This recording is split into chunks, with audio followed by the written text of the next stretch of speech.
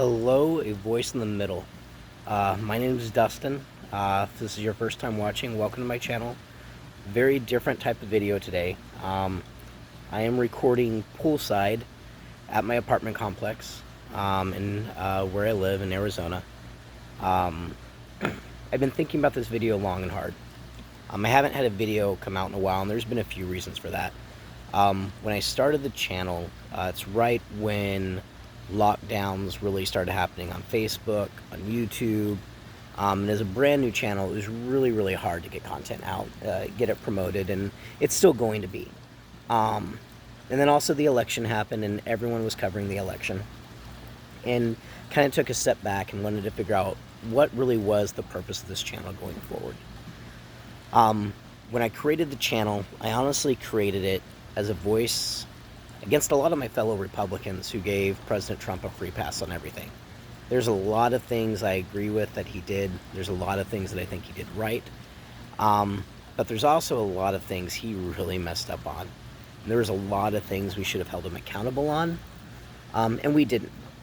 And it wasn't an anti-Trump channel by any means. I mean, I've covered coronavirus, I've covered Black Lives Matter, Antifa, a lot of areas.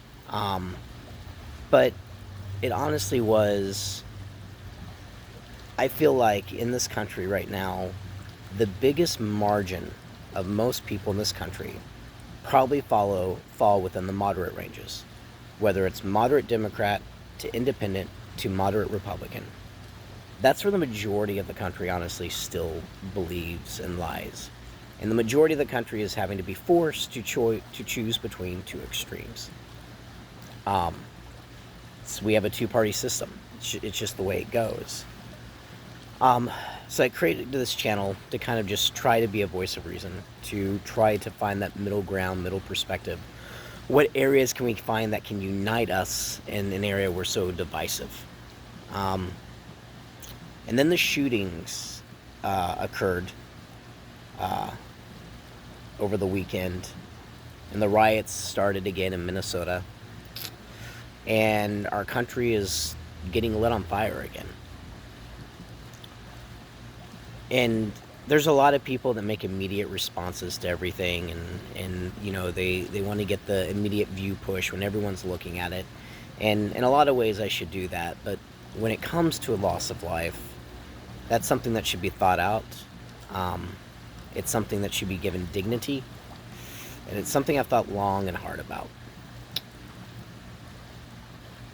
And I think what frustrates me more than anything right now is the fact we are so focused on a lone individual who I believe was killed accidentally based on the initial reports. And when I say accidentally, I don't mean that there shouldn't be accountability for that.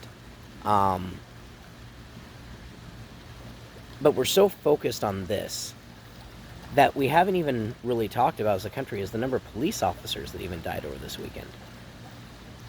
And the thing with the police officers, I don't know whether the police officers were white. I don't know if they were black. I don't know if the people that shot them were white or black. And honestly, it doesn't matter. And I think that's part of the reason we're so caught up, and we're so caught up in this fire that's consuming us, is that a loss of human life is a loss of human life. Whether it's black or white, whether it's Hispanic or Asian, human life is human life. And that is what we have forgotten and lost as this country. When you have the counter protest to Black Lives Matter, and I'm not going to get into the White Lives Matter crap that happened over the weekend, like not even going there. Let's go with the idea of the All Lives Matter, because it's kind of what I'm saying. But even that was a counterpunch against the grievances the African American people have, and I don't think that's right either. I just think when we become so focused and so polarized that the only injustice we ever see is an injustice done to a certain group of people, and we forget everything else that's going on. I mean, here's the reality of this latest shooting. Is there is fault to be had on both sides, and that's just a fact. All this young man had to do was listen to what the police were telling him. All he had to do was comply with the police orders. All he had to do was not try to get back into his vehicle. All he had to do was not commit a crime. It's all he had to do. But he refused to do that. And then an officer made a very, very bad choice. And he pulled out a gun instead of a taser, and he shot him. And the result was the young man was killed. Now, this is what I'm going to say that I think a lot of people on the right aren't honestly saying. Police officers should be held accountable.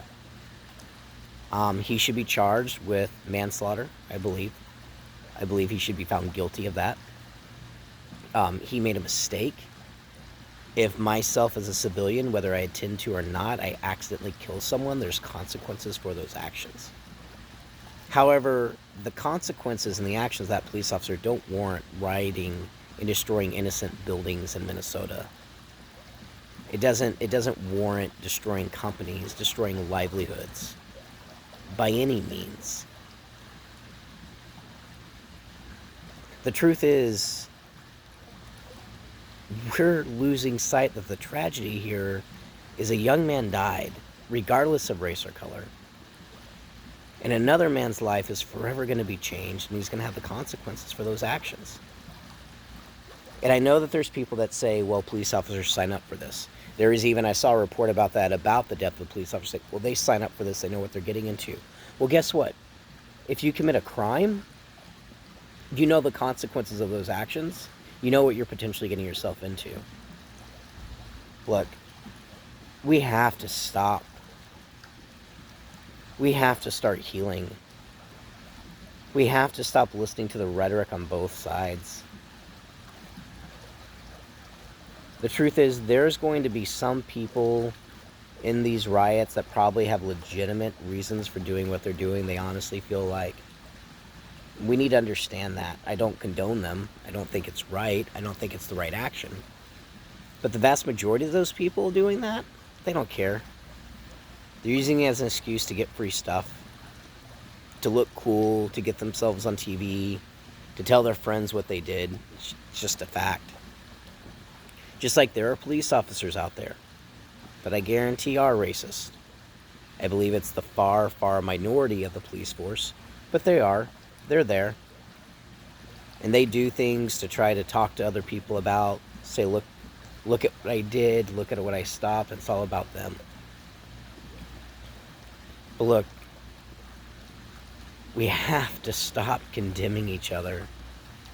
And we have to stop making this about black and white.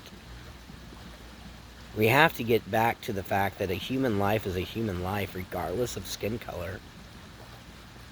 And if there's more people of a certain skin color that are being disparaged against in a greater number than another skin color, then out of the sake of human decency, we should be doing something to stand up against that. We should be doing something to turn out and say this has to stop and this has to end now. But it's not about black or white or race. It's about humanity. It's about the fact that all people are created in God's image. It's about the fact that all of us are equal under the Constitution. I mean, it's about going back to the golden rule. Treat others as you would have them treat you. And until we do that, we're not going to be able to heal, and we're not going to be able to get past this. Until we get to that point, people that would be willing to support the black community and the things that have happened in some cases to them, some warranted, some unwarranted, some taken out of context, some not. But until we stop destroying innocent businesses, whether legitimate frustrations or not, it's only going to further divide us. It only further hurts the cause, if you want to call it that. But my party, the Republican Party, is just as equal to blame. I mean, we should be waiting for due process. But we should also be the first ones turning around and saying this police officer, whether it was an accident or not, He needs to be held accountable for his actions. That whether it was an accident or not, that department, probably in that city, probably owes something to that family.